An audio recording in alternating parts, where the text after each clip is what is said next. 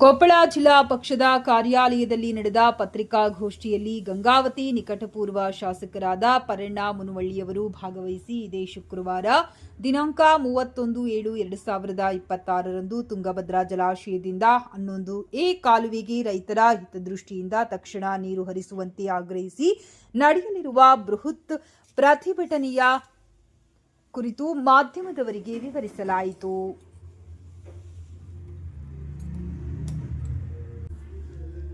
ರೈತರ ಬದುಕು ಮತ್ತು ಕೃಷಿ ಚಟುವಟಿಕೆಗಳಿಗೆ ನೀರು ಅತ್ಯಗತ್ಯವಾಗಿರುವ ಹಿನ್ನೆಲೆಯಲ್ಲಿ ಸರ್ಕಾರವು ವಿಳಂಬ ಮಾಡದೆ ರೈತರ ನ್ಯಾಯಸಮ್ಮತ ಬೇಡಿಕೆಗೆ ಸ್ಪಂದಿಸಿ ತಕ್ಷಣ ನೀರು ಹರಿಸುವಂತೆ ಒತ್ತಾಯಿಸಲಾಯಿತು.